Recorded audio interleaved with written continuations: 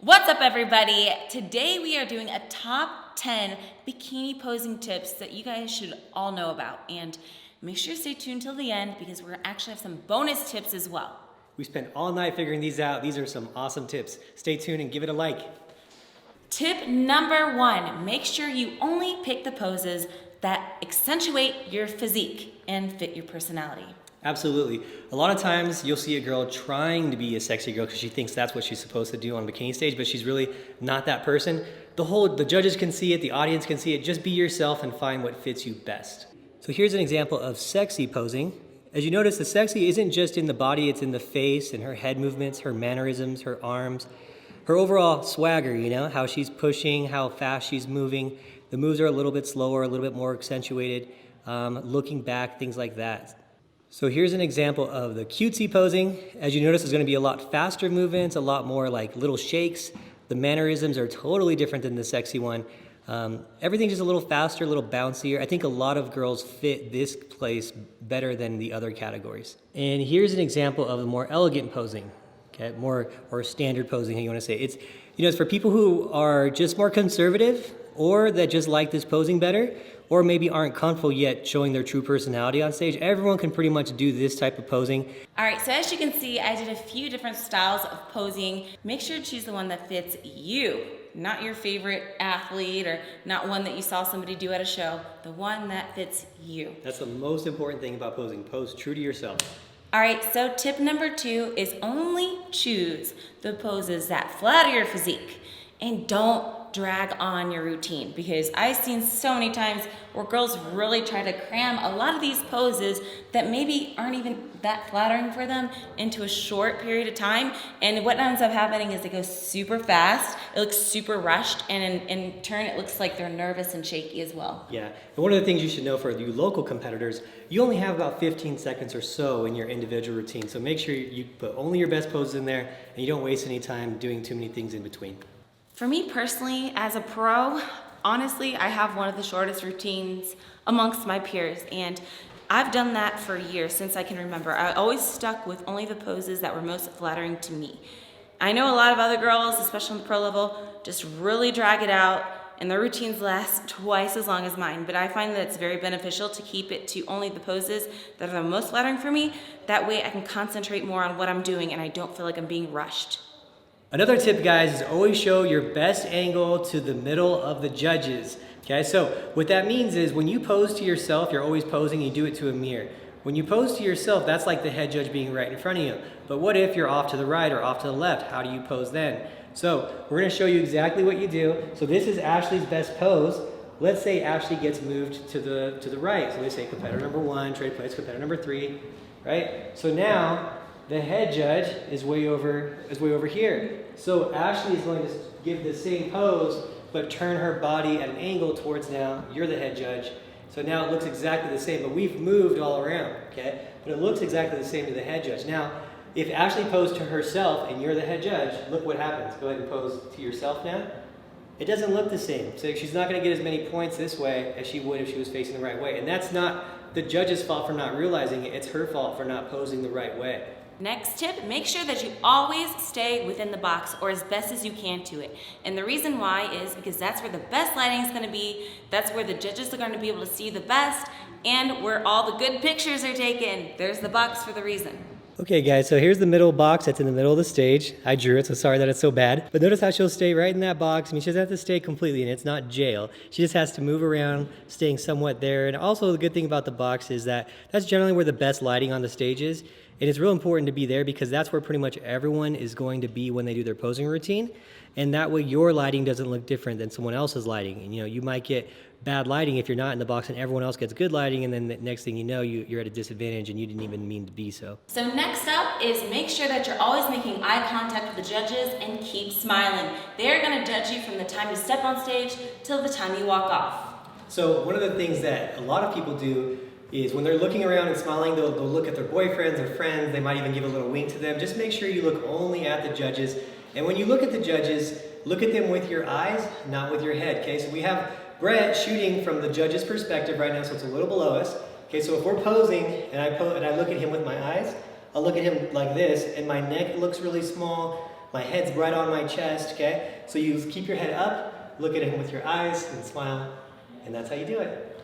Next tip is to minimize your steps during transition. So the less steps, the better. It'll look a lot smoother. Yeah, especially when you're going from your front pose to your back pose and you're taking too many steps, you should know your footwork and be able to hit your footwork and know your positioning. So this is an example of a good transition with minimal footsteps and I guess replacement. You notice how when she transitions, she just hits her footwork. She knows her spacing. She's practiced enough to know exactly where her feet need to be, so she doesn't need to adjust a whole bunch in between. So now we're gonna go into transitions where someone hasn't been practicing too much, they don't know their footwork, they're constantly adjusting and fidgeting, okay, doing all these little things, and you can see it's just not as clean. So especially when you get to this back pose and you start adjusting your feet, trying to find your right placement, you don't really look good when you're adjusting. You're not hitting your best pose. It's not the best for your glutes. Your hamstrings aren't popping.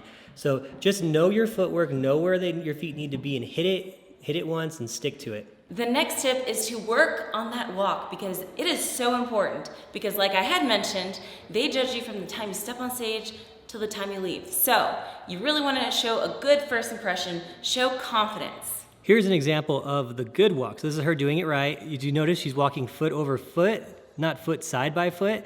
She's twisting her hips. She's getting some hip movement. As you notice when she's walking forward, it looks like her waist is tiny, and that's because of all the hip movements that's happening. Now, in the back walk, she's going to walk a little bit more controlled, but still looks very loose. But you are trying to minimize any shaking that's going on by hitting your steps too hard, and Ashley's pretty much the queen of walking, I think, in the IFBB. Here is an example of a walk that's not as good. As you notice, her steps are less confident, they're shorter, she's not doing as much foot over foot, the hips aren't moving as much, and her posture isn't where it needs to be in terms of her posture. Now, in the back pose, when she's walking backwards, the main thing is she's just taking too hard of steps, her back isn't arched enough, so she's getting folds in her glutes more than she needs, and it's a totally different look. And you will see people do this on stage, so make sure you practice, practice, practice.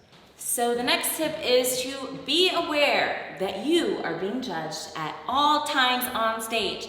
When you step foot on stage, when you step off, and everything and anything in between. So always make sure that you're nice and sucked in, you're smiling, that you're nice and poised, and you got it together. Absolutely. I think she nailed it on the head there. Just remember, you've trained for 16 weeks, 20 weeks, maybe a year. Who knows how long you trained. And then you go and just lose focus. You're only on stage for 2, 3, maybe 5 minutes on like a hard competition. Just stay focused for those 5 minutes, smile, look at the judges. You can talk to your boyfriends or husbands later, okay? This time is for you to shine and to look at the judges and just show your best.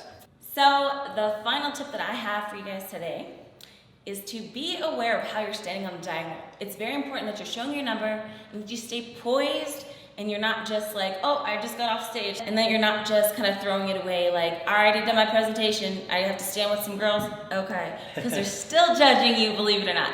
So keep smiling, keep eye contact, and keep poised. Yeah, I think that's one of the most important things is that sideline pose. People underestimate it way too much. So when someone walks out and they see number 1, the winner of the show, even 1 through 3, it's really easy for the judges to spot who's winning, who's top 3.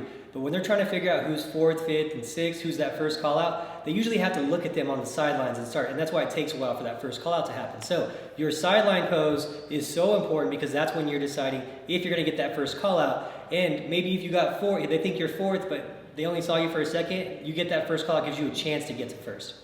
All right, so we're going to show you some variation in between the sideline options of the poses. There's really, again, with bikini posing, there's no such thing as a wrong pose. This is one that Ashley uses quite a bit. There's a couple others that she'll show you here. Just make sure that your number's showing. So if you have not picked a side yet on where to pose on the sideline, make sure your left hip is forward because your number needs to be on the left side, and start practicing there. So here's another option. Again, left hip forward. So remember, that's the most important thing is that you show your number to the judges because they can't find where you're at if you're not there. Now, as far as this angle goes, she's showing her shoulders. She has a small waistline, her glutes popping. This one's going to be a little bit it'll show the quad a little bit more than most because you see it's like a straight leg, which shows the quad. So if you're quad heavy, it might not be the best pose for you. Ashley's not quad heavy, so this works for her too. All right, guys, bonus tips. So some of the things I see on stage that could be just a little bit better is, 1, I see hair being a big mistake. Make sure you have some hair like this where it's curly, but it's not full on 1980s pageant where it's all like this big. Okay, if you have, hair that's about here, it's okay to have extensions. They don't need to be expensive. Even Ashley uses clip-in extensions just for shows to add some volume.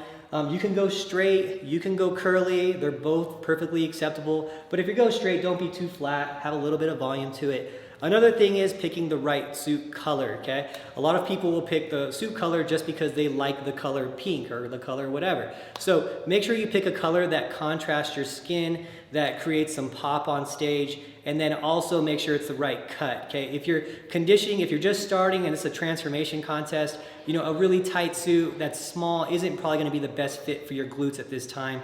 So make sure you pick everything according to your physique. But the most important thing at the end of the day, Just have fun! if you like this video, give it a like, subscribe. We're gonna be putting these out all the time. We hope you learn. Honestly, we do this just so you guys can learn and be better. And then you can replace Ashley, be the next Ashley Cotwell, sir. No!